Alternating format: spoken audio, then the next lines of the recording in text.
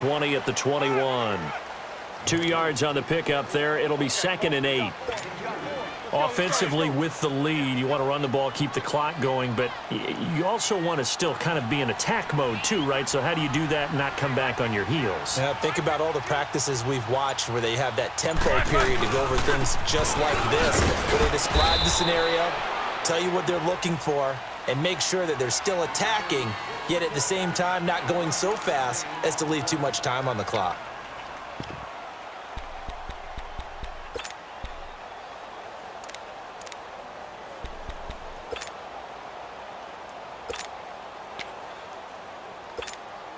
One of the bigger plays in the game thus far, and the crowd getting into it as we come up on a big 3rd down.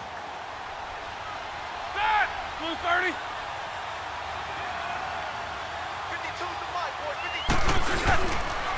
And they'll go with the ground attack here. And he'll take this inside the 20 and down to the 18. And this defense here going to burn their 2nd timeout. But you can also factor in another timeout that they'll get when the clock stops at the 2-minute warning.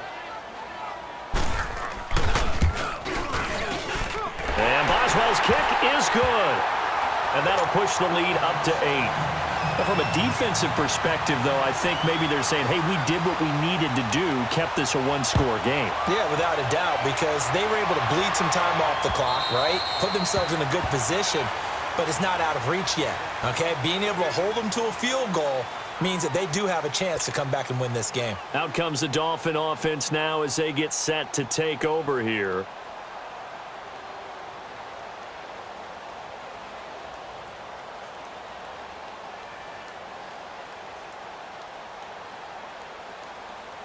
Tannehill and the Dolphins break the huddle. Come up 1st and 10 at their 25-yard line. Now Tannehill. And, a crusher there as it's intercepted. Picked off at the 18. And he brings this one back. It's a pick 6 for a Steeler touchdown.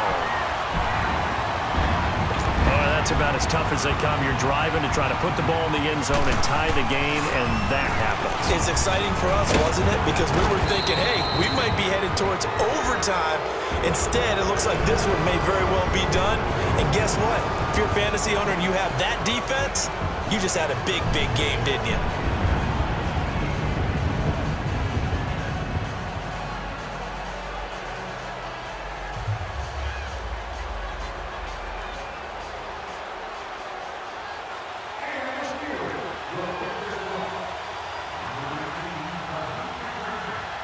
So they throw the pick 6. They'll get another shot at it now as this one's in the air. And they will not get a chance to return this one as it's through the end zone for a touchback. Out comes the Miami offensive unit now. They get set to take over.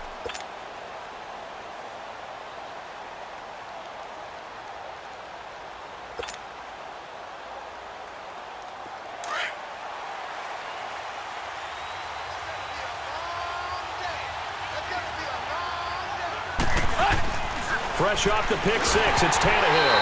It's incomplete. Took a shot, couldn't connect. Kenny Stills, the intended receiver, and now it's 2nd down. Brandon, at least there's one bright side to that incompletion. What's that? It wasn't an interception. Wow. You're a nice guy. That was kind of savage. But correct.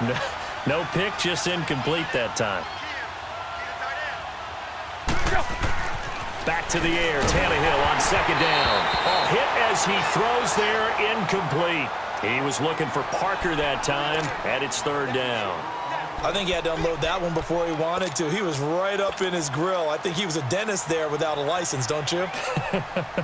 Just not enough time for the play to develop. Just lucky it wasn't a fumble, really.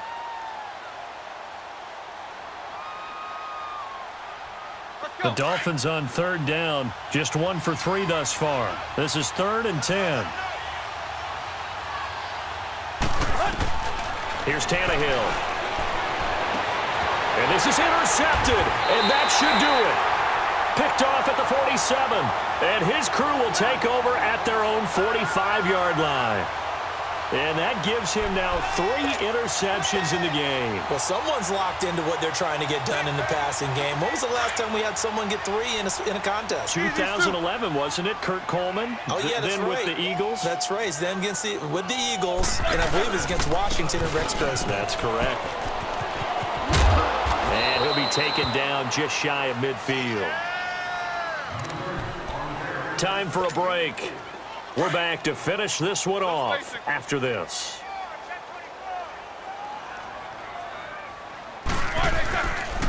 Again, it's Connor. Give him 4 on the carry, and it'll make this a 3rd and about 2.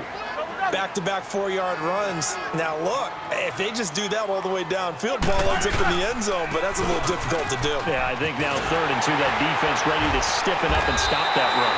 And he is tackled inside the 40, not quite to the 35.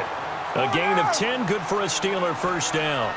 Do my eyes deceive me, or is he getting stronger as this game moves along? First seems just as good here in the 4th as it was way back in the 1st, doesn't it? I do believe someone put a lot of time in the offseason and continues to condition during the season in order to continue to carry the ball at this rate. Looks like they're establishing a pretty good pattern here because they've been very heavy in the running game on the last 4 plays. Yeah, you took the words right out of my mouth. So far, 4 plays in this drive, all 4 on the ground. Now it's Roethlisberger. And incomplete on the deep ball. Juju Smith-Schuster, the intended receiver.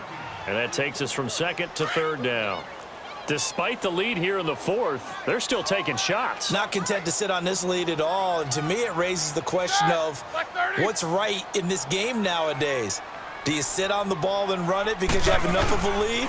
Or do you try and extend it because you always feel like the other team can come back? Extend it. Have some fun. That's going to be knocked away and incomplete. Now a shot taken on 3rd down, but it's going to wind up incomplete. Certainly looked like they were getting ready to convert there on 3rd down, but what an effort to get his hand on that one, knock it away, and brings up a 4th down decision. And his kick is good. Oh, he just did tuck it into the bottom of that left corner. And that'll push the lead up to 17. So with that, you figure this game's pretty much out of reach at this point. Yeah, it's going to take a heck of a comeback to come from 3 scores down, but don't change that channel. Don't go away. Miracles can happen, and you want to be here in case it does. You're a company man. Aren't I, though? The risk-reward of the onside kick. When you don't get it, the risk comes out to play, and here they gave up great field position. And that's the key to everything because you're trying your best to press advantages when you have them, and field position leads you to that type of play calling, and whether you want to blitz or whether you want to throw the ball deep, those types of things. Now they've given up that type of field position, the advantage is switched to their opponent. And all the way in for a Miami touchdown. Frank Gore, 47 yards, and the Dolphins are able to cut into this lead. And yeah, that touchdown counts for their team. But I think it counts more for the fantasy guys, doesn't it? Yeah, it's just something maybe positive to look at on film, but this one's over, let's be honest. Yeah, I agree with you totally on that one. They go for just 1 here as it's up and good, and that will shave 1 more off this lead. Sanders now to kick this one away. Short kick. One of the up middle take it down. The Steelers offense now, they head back onto the field. Getting down to the end here, they have a 2-score lead. Barely, but it's a 2-score lead, so that probably makes you as a coach feel a lot more comfortable right now, doesn't it, Charles? It does, but it doesn't mean now you go out and run option or some kind of a wild double reverse or anything like that. But you do know that if anything does go haywire, you're still in control of this game. I want a double reverse, don't you? I'm just waiting for that day where we actually see something like that in this situation. We'll see what happens here. That's going to go as a loss of 2, and it'll be 2nd down. Now the Steelers use the first of their 3 timeouts. That'll leave them with 2 remaining. We'll be back after this. They stay on the ground. Here's Connor again. And maybe a measure of revenge there. He's had his way in this one, but this time they get him behind the line. I guess the simple question, why not just take a knee there? I don't understand either why you would take any sort of a chance. We've seen it happen in the game of football. Doesn't matter whether you've watched high school, college, or the NFL. Some people get a little greedy, try to get that extra running play in, and it can backfire on them. Going top shelf for Smith-Schuster. And incomplete. He can't hang on. Would have been a nice catch. Instead, it brings up a 4th down. Fair to say the secondary play, whichever side you're on, hasn't really been a glowing exhibition so far, but a nice job there to prevent a long completion. I agree with you, but at some point, someone... And they get to him with a pressure as Roethlisberger goes down. Robert Quinn in there to make the sack. He buries him for a loss of 10. Whether it's a touchdown or a field goal, whatever it is, they need to score quickly here on 1st down. Following the fumble recovery, Tannehill nowhere to escape, and he goes down. Now before this 2nd down play, we'll get whistles and a timeout, as they'll stop it with 17 seconds to go in the game.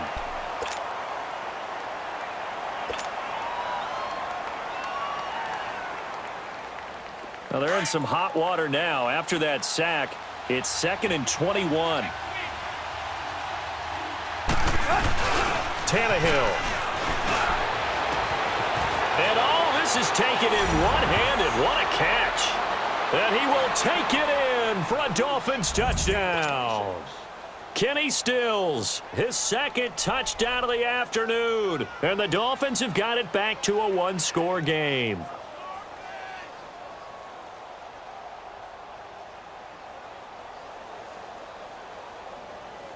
Sanders on for the extra point.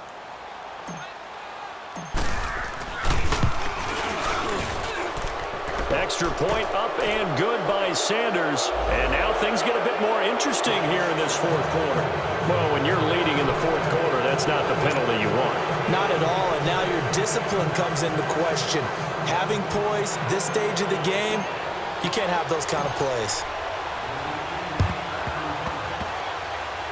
And it's the Steelers that come up with it. And that should just about do it. They had to go for it with no timeouts remaining, though now this one's as good as over. They gave it an effort. They tried their best, did everything they could to try and get the ball on the onside kick. You're exactly right. They had to try it. It was their only option. And now this game is done. Just take it, kneel, and call it a day.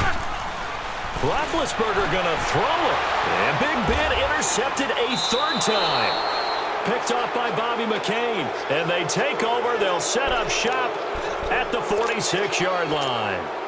You got the slim lead late and the football, so why are you throwing it there? Remember during the year when we asked one of the head coaches, if you're in this spot, why would you throw the ball? And he talked about trusting his quarterback and trusting his offense. But still. And then at the end he kind of went, yeah, not really a good reason. Throwing to start the drive, but that one incomplete. Couple extra defensive backs out there in the dime, and because of that, really not many places to throw the football. They finished. And typically, what would you want to do against that dime? Run the football. You want to run the ball, but you can't do it in this situation. Not nearly enough time on the clock. You have to really navigate against a tough defense presented against you. Oh, wide open, complete. And he'll take this into the end zone for a Dolphins touchdown. Kenny Stills finding the end zone on the game's final play. And the Dolphins have taken the lead here in the 4th. The extra point is good, and on the final play of the game, they walk away with a victory. Well, Charles, it's one thing to win. It's another thing to win and put up the amount of points that they did. Boy, were they clicking on offense. They can't help but feel great about themselves, can they? I mean, what a game to put up that number of points, continually feel like they're moving the ball and things are working and clicking. They think that they can bottle this and carry it with them. And as an offensive coordinator, you just don't think you can do anything wrong. Whatever you call, run, pass, it's all going to work. That's called being in the zone. So that'll do it for my partner, Charles Davis, and the best darn crew in the industry. I'm Brandon Gaudin. This has been a presentation of the NFL on EA Sports. With that, we sign off from Heinz Field.